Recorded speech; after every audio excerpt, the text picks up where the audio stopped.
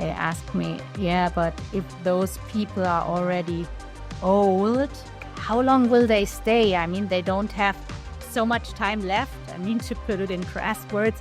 No, but how long will those people stay? And I think this is pardon my French, but this is an argument because look at the churn in the younger generation.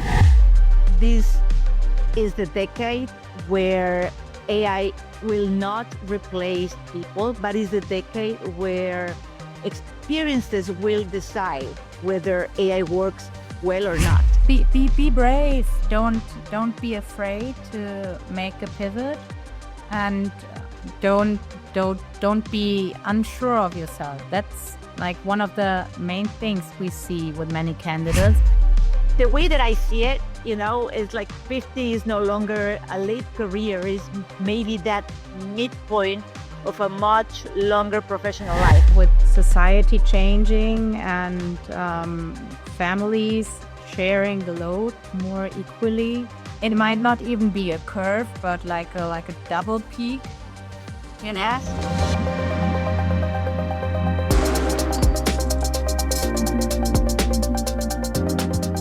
Imagine walking into a company 10 years from now. The office is quiet, not because people are gone, but because machines handle all the noise. What fills is that room instead of judgment, context, or experience. For the first time in history, 5 generations are working side by side.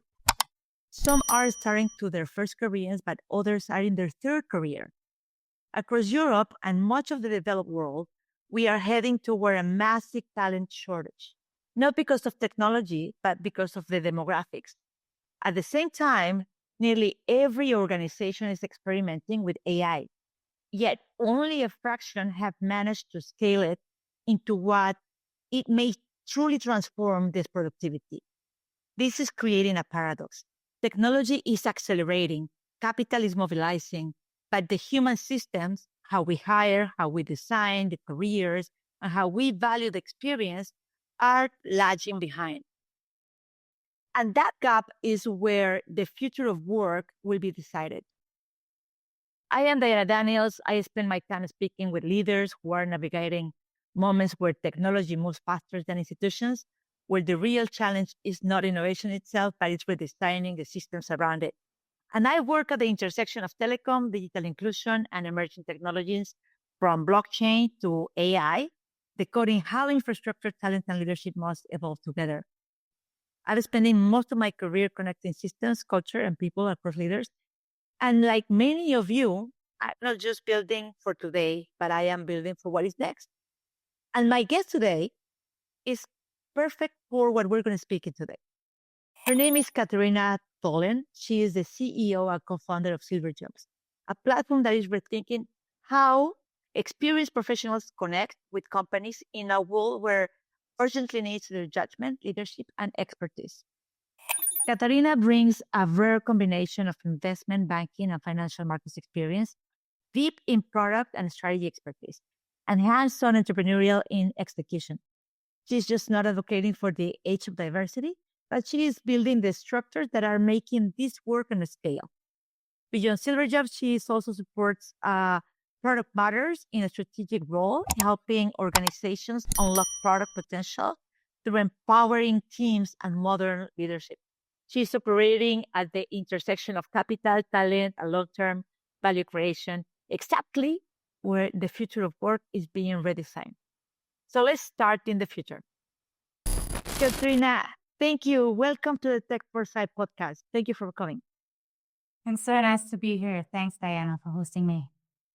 Well, listen, when you look ahead to the next decade, what gives you that most hope about how work is evolving, and what concerns you the most if our systems fail to adapt to that change? So I'm speaking here always from a German perspective, and Germany, like really all of Western Europe, is aging, which is a good thing. Like we live longer, we can make more use of our time. But I mean, people are, when they are 60 nowadays, they're not old people anymore. And they are not, most 60-year-olds that we talk to, they don't feel like they are about to quit work. They want to keep moving, and they are really looking to be active, to give back to society, to spread their knowledge. And this is a really great thing to see that people would like to stay in the workforce. Yeah, but if you think, like, if we rewind just, let's say, one generation, work followed the simple arc of education, long career, and then retirement. And that used to happen maybe like what, like when they were, or we were 60s, right? But that structure right now, I believe that is being redesigned in this world where people are living not necessarily shorter lives, and where in the past, that technology moves slowly or slower than that today it is. And if we think more deeply into this, the life expectancy, as you say, is continuing to rise. Many people that are turning 50 now, they still have maybe 20, even 30 productive working years ahead of us. At the same time, as you just said it, Europe, has what they call this shortage labor that is not necessarily going to be driven by automation, but by the demographics. So the way that I see it, is like 50 is no longer a late career, is maybe that midpoint of a much longer professional life. And that mismatch tells us that something important in the future is changing. The work is not about squeezing more years out of people, but it's about redesigning how work itself is structured along that life. And maybe the question that I have for you is that when you look ahead in, let's say, 2030, when work might change for this generation of the 50 plus, not just in terms of job, but how the careers are going to maybe work along creating identity or contribution. How do you think that is going to be redefined in a life that maybe we're going to live over 100 years? Yes, so what I hope, exactly the point that you made at the beginning, it's not like shortly before the end anymore with 50. It's more like a midpoint. And in the past, we have seen once people hit 50 and people lost their jobs, the story was like, oh my God, they are never going to find a job again, and they are retiring soon anyways. And nowadays, 50-year-olds, they still are open for change in their career. And they want to move jobs. Maybe they even want to move like entire careers. And we want to give people the stage to do that, and also companies like a place to find those people. And how do companies need to redesign that progression and maybe the rewards for these longer careers? What do you think that needs to happen? I think like the experience those 50 plus candidates bring, that needs to be valued even more. I mean, those candidates, they are already valued, but we recently conducted a study and we saw that almost 1/4 of the companies in Germany, they haven't hired anyone above 50 in the last 10 years. So there's some reluctance still to hire 50 plus. And I think it's really a cultural change in the companies that needs to happen to give like age diversity in the teams a real value and a real driver in their business too. So, do you, I guess that maybe the question will be like, what happens to productivity and these leadership pipelines when these organizations are not adapting fast enough to this change? Because it's crazy, that companies in Germany are not hiring people over 50. Who, who will benefit the most from getting this transition right? I think the most pronounced thing for those companies is that they will suffer even more under the shortage of labor. I mean, the population is aging. We have more old people. We have the big part of the working force now. The boomer generation is retiring soon. So if companies will like still be reluctant to hire 50 plus. They don't have that much of a candidate pool anymore anyways. So they need to, right? They need to, we, in our opinion, basically they have no choice, but it's not like a hard choice to make because we see everywhere how valued the 50 plus candidates are. Like their loyalty is valued in many companies, and also their oversight of complex topics is valued. So for us, it's a no-brainer to hire 50 plus.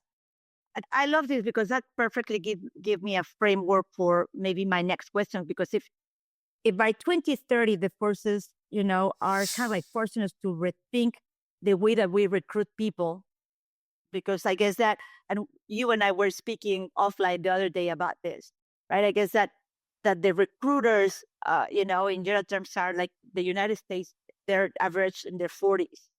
And I don't know what it will be in Germany or Northern Europe or Southern Europe. I don't know. But if something needs to change in that system, what is that disruption looking like in order, or what system needs to replace that system in order to help? So you are always closest to those that are like you, that are like yourself. So, and when you say we have a problem of recruiters being young in general, I mean the normal human behavior is that they connect better to people their age. So they need I think more assistance in making a choice, like independent from behavioral patterns. And that's also one thing we are addressing with our algorithm, where we look at the skill set and the experience of our candidates in a more wholesome way. We don't filter according to hard criteria. Like, we are not looking for specific skills people have. We are not interested. Are they fluent in Excel? Do they know how to use PowerPoint? We really try to capture a more wholesome picture, which is for a human, of course, a lot of work to go through the entire experience of a person and to create this wholesome picture.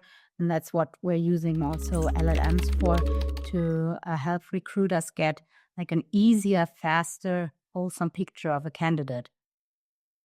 Because what I grasp also from the information I've been reading is that in today's world, many companies are using new technology also to recruit people, right? In this ATS type of software, if any of that software base has the wrong design or not inclusive enough, probably candidates might not even reach to an actual human to be interviewed because the system doesn't help them. So if I understand correctly, at Silver Jobs, the platform that you are leading today is helping to reach that design. Is that right? Yes, exactly. Because what happens when you use deterministic tools, you set like super hard criterias, which often doesn't really matter for someone who has like tons of experience on their back. Those are people who come with 20, 30, 35 years of experience. I mean, every employer who has already hired older talent, they are not really interested. What did they do like for like the last 2 years? And also certain skills are often not that important. Of course, you need to have, like, for most jobs, a basic skill set and qualifications. But for many jobs, like the experience, the wholesome experience a person brings, also the life experience, matters much more than a skill that maybe can be learned within a rather short amount of time. And how do you think that then companies need to maybe redesign that governance or that accountability when that talent becomes more fluid? Who should be in charge of of checking that the systems are changing to these new demographics? I think it's still the same people who should be in charge. I mean, human resources, all the HR people I know, they are doing a great job, and those HR people I know, they look a lot into the new tools that AI gives them today, and to make the hiring process easier and also more inclusive. And I think it's the same people who are in the lead here. What needs to change, and that is a cultural thing that usually comes from the top, is the openness to age diversity in general. So, in your perspective, do you think that what type of companies are going to adapt the fastest? The large incumbents, the smaller, more agile organizations? Who are you seeing that is making this switch already?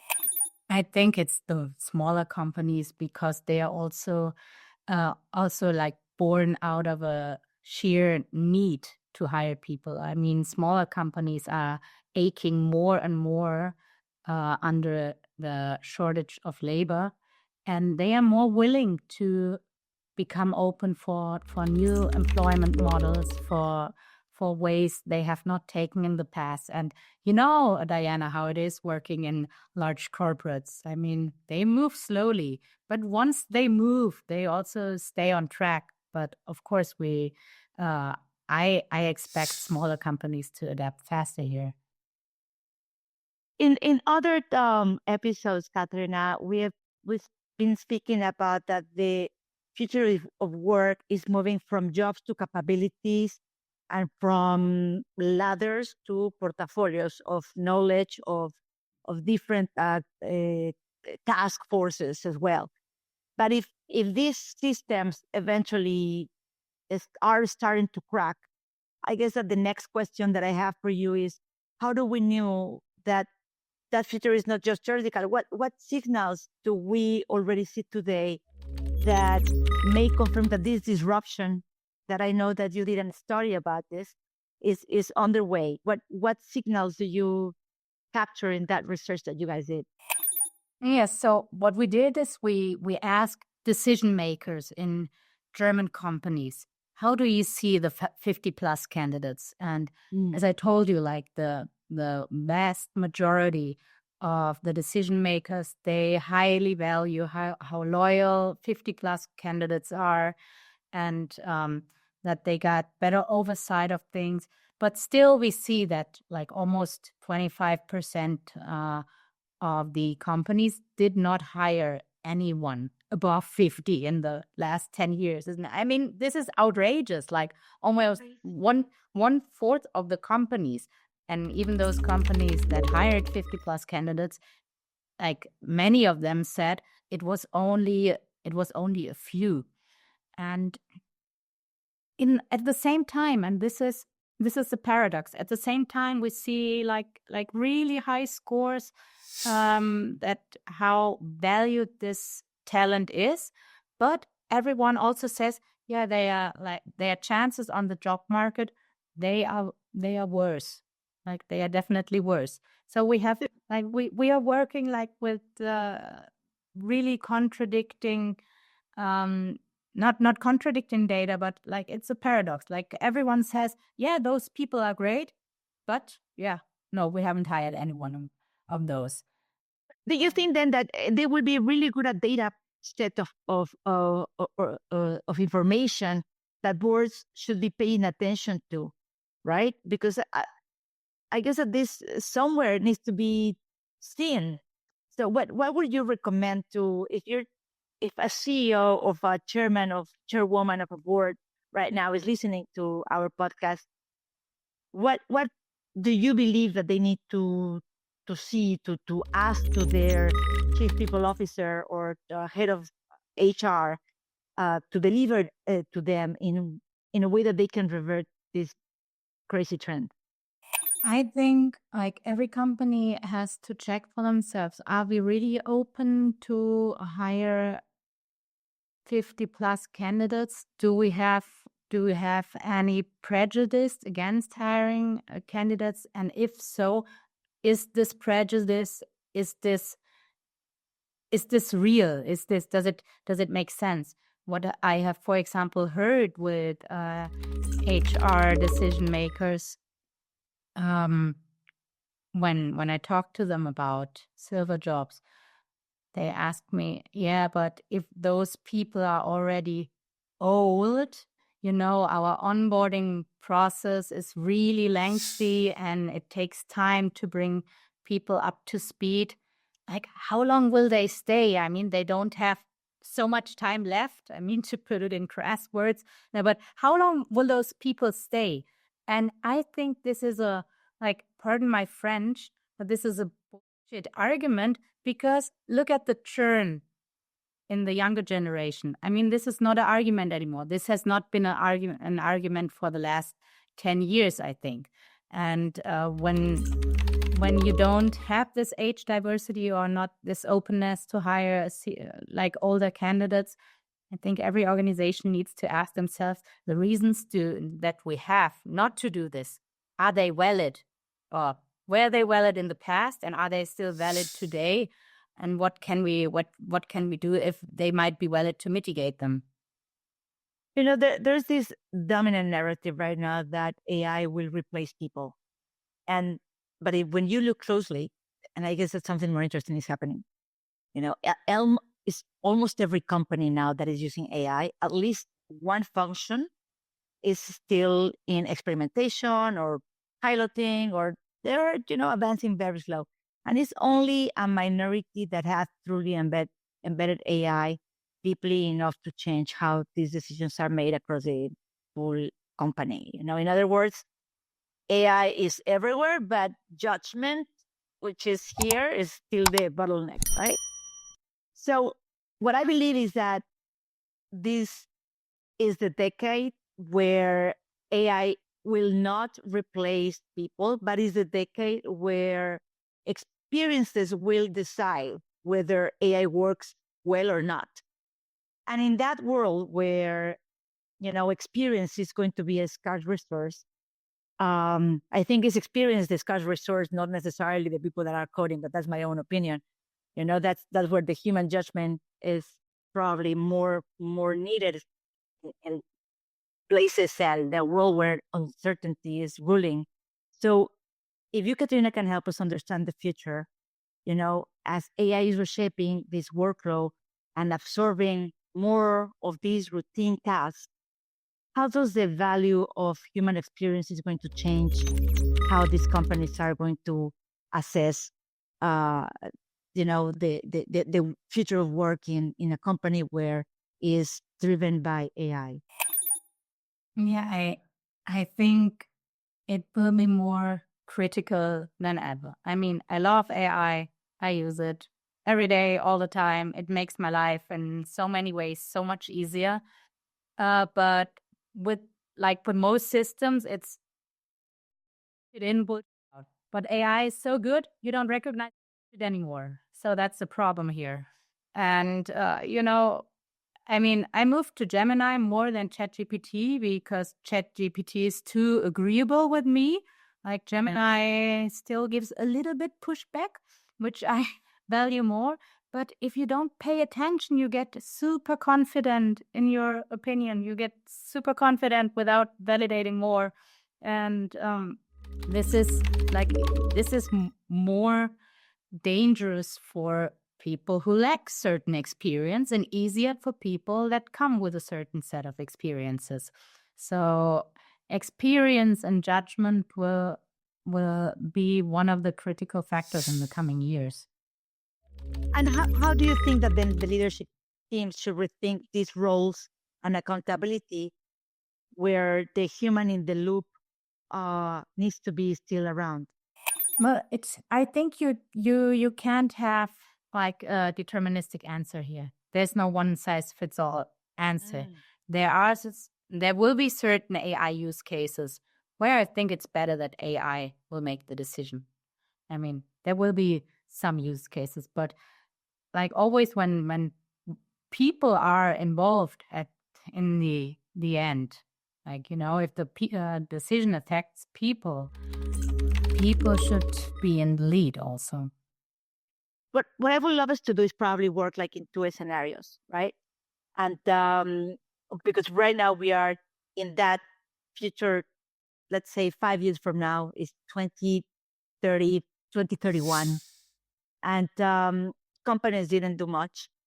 AI advanced, maybe entry level jobs, might be absorbed by AI. How does it look like for the companies that are not doing much to change their recruiting system and taking this advantage experience? And then on the other scenario is, in order to do it right, how do we come back from there to here that it needs to be do something? Do you think can you help me think in these two scenarios? AI is only, or the models are always only as good as they are trained, and when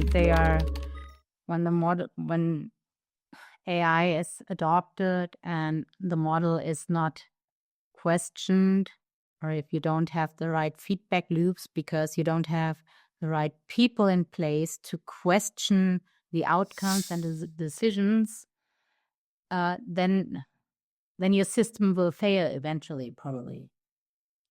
So if experience becomes the more valuable asset in this AI-driven world, maybe the question is not only about economics, but it's more about humans. No, how do we redefine then identity, purpose, and reinvention across much longer working life?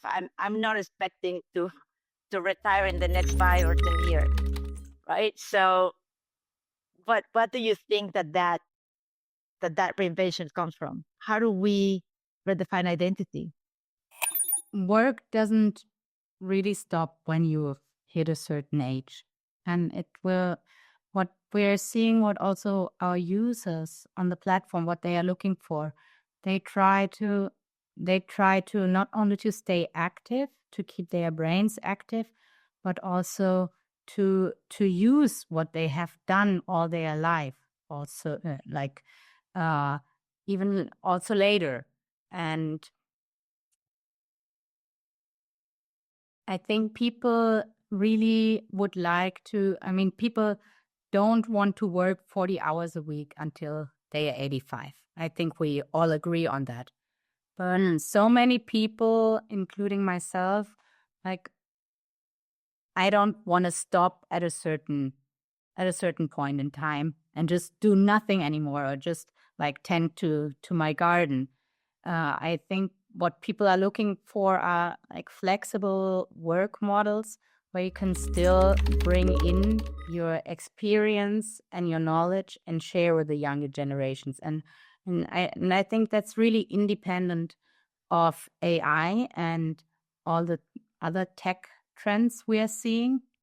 I think it's just people having a longer life, having better lives, having better quality of lives, making use of that, and also making use of their experience they have gathered for the last 40 years. I mean, couple of decades ago, we had much more work like in the secondary sector, and people used to work harder, so they needed to rest after their work life.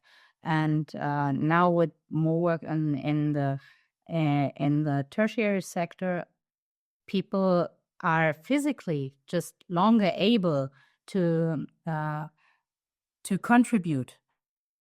But do you think also that then, if I think in my career, I guess that I have had two major pivots, and I might go for a third one, you know. So and people probably in the past, as we said, you will study, you will have like a long-term career, and then you will retire. And I guess that we agree that that's not the case any longer. This is changing. No, right? It's changing. And I mean, we, like, as I said before, when people bring me the argument, No, but I don't want to hire a 50+ candidate because our onboarding takes a lot of time, and then I won't have him for the next 125 years. I say, okay, but you won't have like a younger candidate. You won't have them like for a very long time either. Because they will exactly. they will churn probably even faster. So this concept of staying with one employer for your entire life, that's an old story. That's long gone. I mean, in Germany, it used to be the case that people would stay with the company for 30 years. But like neither the younger generation nor the now older generation does this anymore. So it's not an argument anymore. So, and we see little by little, we see like all those changes on different levels, which lift like reasons not to But I point that not only career tracks in like in your second half of your life. But I guess that this is not only a question for the companies itself, but also a task also for ourselves. It's like yes, definitely. Like it's a reinvent ourselves, right? Yeah, it's a mindset thing. Like, so when you hit 50, are you thinking, oh, now I have like X years left, and then I can retire, or I can retire early, or maybe this is not even on your mind, you know? Yeah, how do we normalize this reinvention mindset, that has to go beyond these early career stages? Because I remember I had a friend that he always was constantly, suffering like, oh my gosh, if I don't become millionaire by when I guess it was 40, if I don't become millionaire, if I'm going to be a failure, But you just have to change the currency, then it can be really easy. So exactly. So I guess the same thing, right? Like if for many people their long time careers, they need to change, right? Is that mindset of like, what do I do now? Right? I've been working in this for this industry for 20 years, and that job is changing. Okay. What people in their 40s, in their 50s need to change today to get this mindset? What can they do if they're thinking like, what I'm going to do for my next 20 years of career? yeah, I mean, we have two parts to this, right? We have like on the one side, we have the possibilities they have. And then on the other side, we have themselves, like the internal view. And for a long time, the internal view of 50+ candidates has been, I can't change careers because employers out there, they won't hire me. So, I mean, it's a bit of like a hen and the egg thing, what needs to change first. But like with employers opening up, they are like opening up for hiring 50+ candidates. It will be easier for 50+ candidates to make this mindset shift.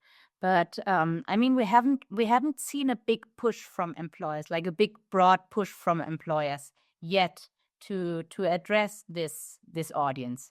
I think, and that's what we want. Like we want to like give a stage to like these two groups. I mean, we want to give the employers a stage to address those people, and we want to give the candidates a stage to become visible.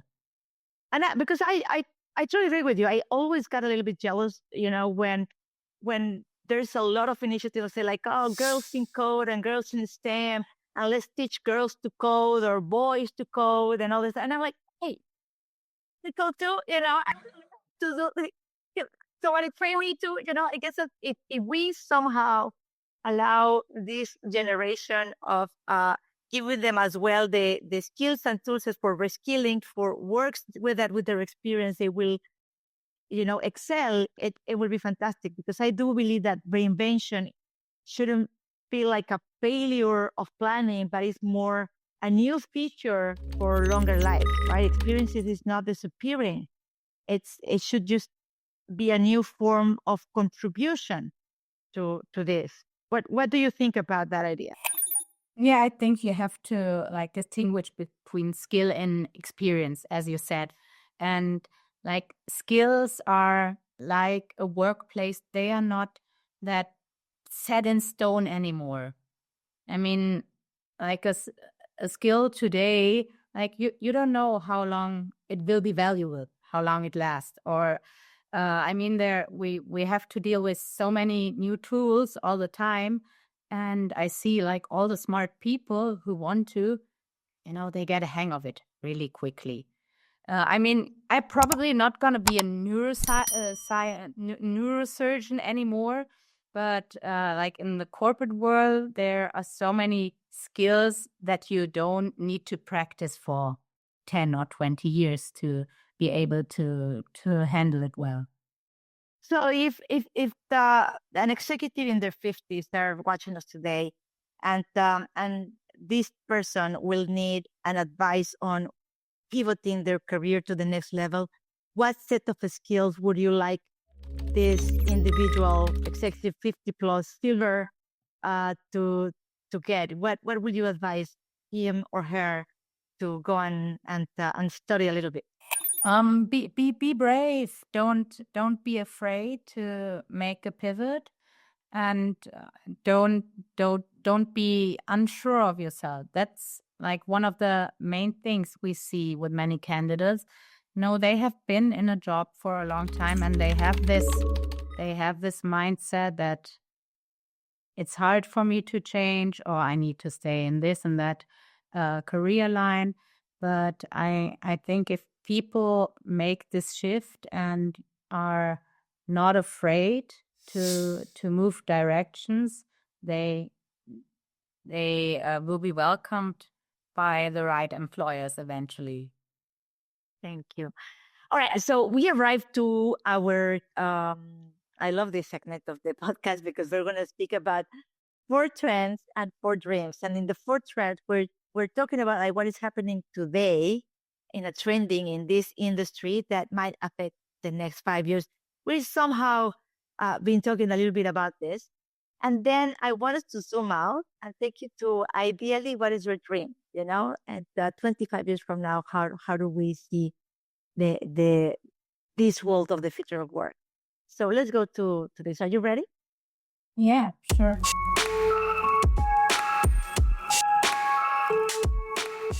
Okay, so in trends,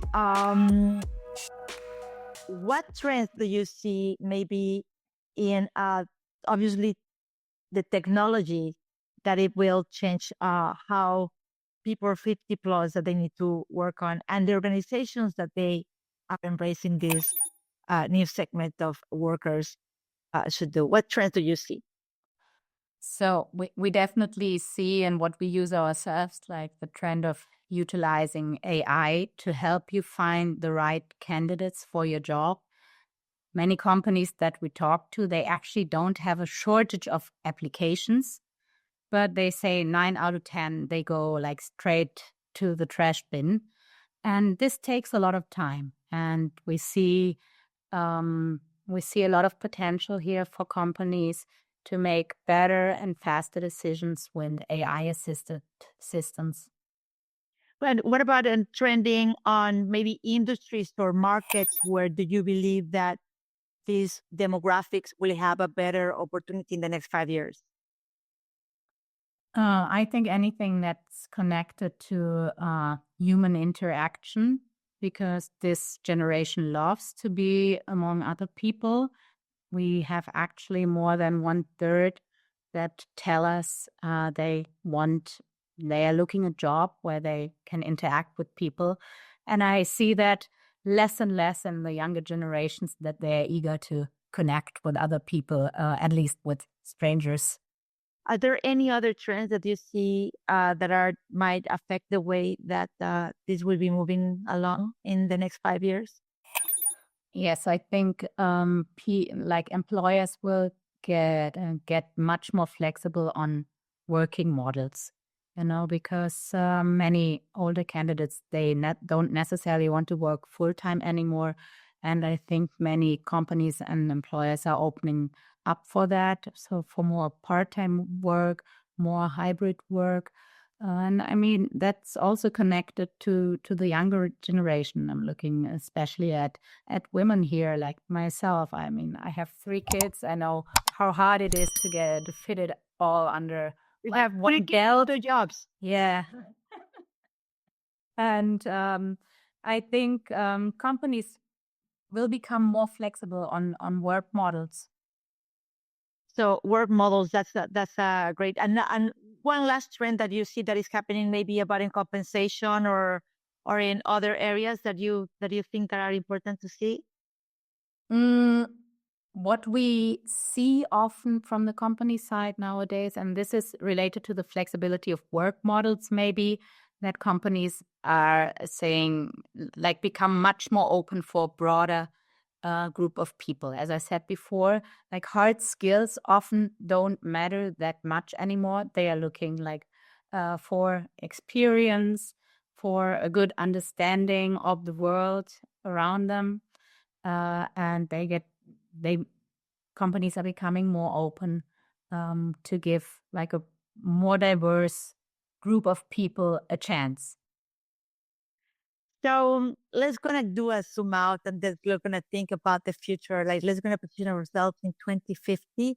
And I would like us to think about like how would you think about society will be in 2050 in respect to our topic today, which is the next generation of workers?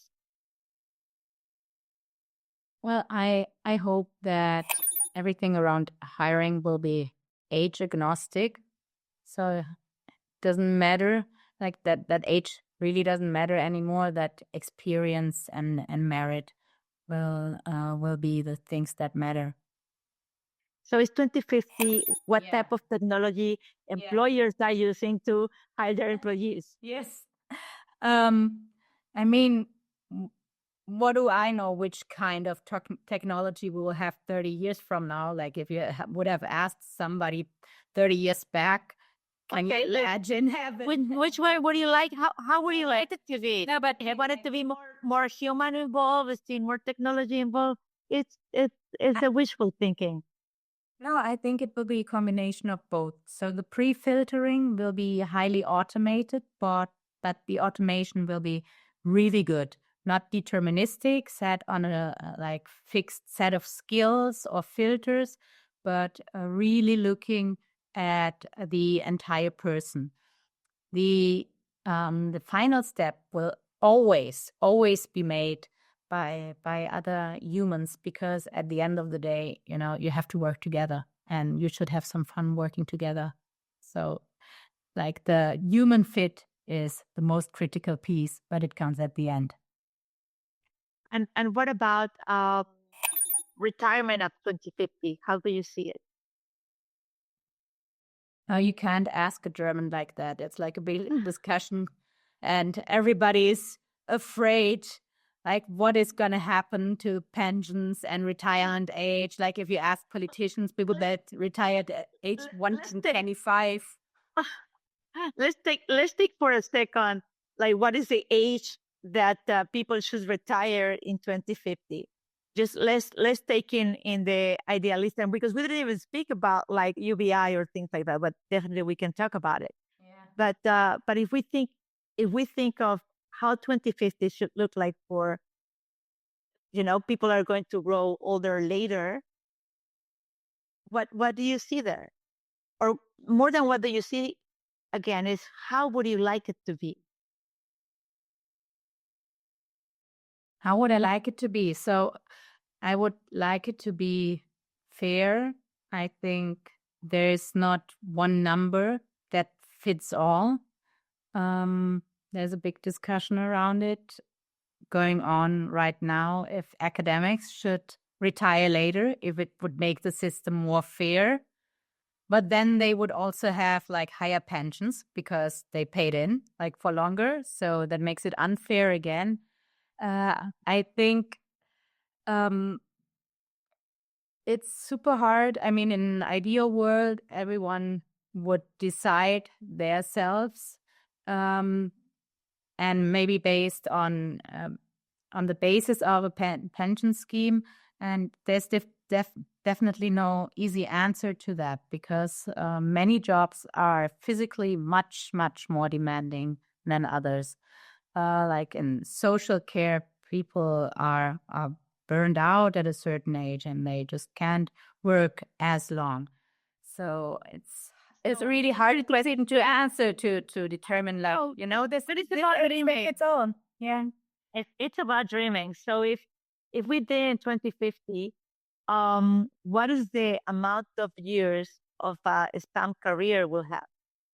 So the span of a career, what the term, the longer the career, what is 2050 today? How long, for how many years a human do you think is going to be working actively? I mean, when I look back, when I started working and when I studied, 20 years, they go by like this. So when I have this in mind, like, I would easily say, like, I don't know, 50 years. It's easy because, I mean, time passes so quickly. But again, that's also not true for every job again. You think that the peak, usually the peak of our careers, we've reached them in our 40s or 45, like at the peak. So do you think that that curve eventually will become bigger, and then maybe the peak of our career will be at 60 or 60 or 70? Is that, And do you believe that it will happen? it might not even be a curve, but like a double peak, Yes. as I far. like that. Yeah, I mean, or a wave. Um, I think the curve will not shift, but with society changing and families sharing the load more equally, both men and women might take a step back and drop down on the career wave and then peak again later. And if we work longer and have more opportunities also later in our working career, this will make it much easier you know, to change the form of the curve, not to shift the curve, but even to change the form. But in general, I don't think that it will shift too much to the right, the peak, but it will be a longer curve. It will be easier for people to contribute for longer time in their lives. I like this. And before we are approaching to the end of our podcast, I would like to ask you a couple of questions to get to know this Katharina, this executive and CEO of this amazing platform that is helping the 50 plus people to advance in their careers, to have this second life, this new wave. Um, I would like to know about you, Katharina. There's no right or wrong answer. Just let me know what you think. What is the best advice you ever received? Be like, always give your best in what you do. Be diligent. That's a good one. If you could go back in time when you were 18 years old, is there an advice that hopefully that you believe that you wish you will receive it by then? What would you say to that 18-year-old Katharina? Um, Yeah, I would tell her that, you know, looking at your career, I mean, it's so cliche, but everything happens for a reason. And I mean, I don't like those cliche phrases, but when you get turned down somewhere, it's usually for the better. And I think that's what young people don't understand enough. When you don't get a job, it's usually never about your skill. Like, if you're confident in your skill, it's never about your skill or the experience you bring to the table. It's more like the human fit. And that's an advice that I wish someone would have given me much earlier, that it's so important that, the chemistry is also really important at work, and it's not to be neglected. So talking about the skills then, what is that one skill you wish every leader would have instantly? You know, you have this magic wand, like, click, I'm giving you this skill. Which one that will be? Like show empathy for the people around you. So important. I agree with her. You already gave us a piece of advice for those 50 plus executive on what to do, what to study, what to do. What about a piece of advice for those CEOs where their companies are navigating that future of work? It's the same advice, basically. Be brave, be open. I mean, there's no reason not to walk this road. Well, we zoom all the way out into this work. And before we close, Katrina, I have maybe 3 reflections that I've been like writing of our conversation. The first one is longevity is not extending your life. And it's not.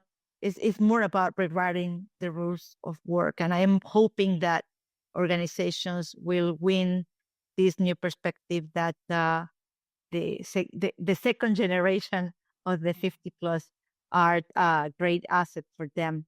Then I also, my other takeaway from this is that AI will not reduce the value of the human, but it will increase the value of the human experience. This is kind of like what I'm getting for our conversation. And then the third takeaway that I'm having with this is that the future of work is not about age. It's about how we build architecture that it will allow people to stay relevant and hopefully curious and useful across the whole entire lifetime. Did I forget something, Katrina? No, I think that rounds it up very well. Is there any message you want to give to our audience today before we close this conversation? No, like my message is really to make this group of people, this group of candidates more visible, to include them in your thinking, because if we don't, we're just missing out. Well, thank you, Katrina, for being with us. I appreciate your time. I know that I sometimes put you in a little bit of a hard question. I appreciate your patience and your willingness to do this with us. Thank you so much for exercising this forecast, a foresight mindset with us. Thanks, Diana. Thank you. For you that are listening to us, a longer life gives us sometimes more time. The thing is, what do we do with that time? How do we contribute? How do we reinvent ourselves? How do we pass this wisdom forward? That's, I believe, the real work ahead. And the future is not something that we are predicting. It's something that we are participating, ideally with responsibility, with imagination, with courage. So thank you. Thank you for listening today. Thank you for watching. I hope to see you next time in the future. Stay foresighted. This is Diana Daniels. Bye.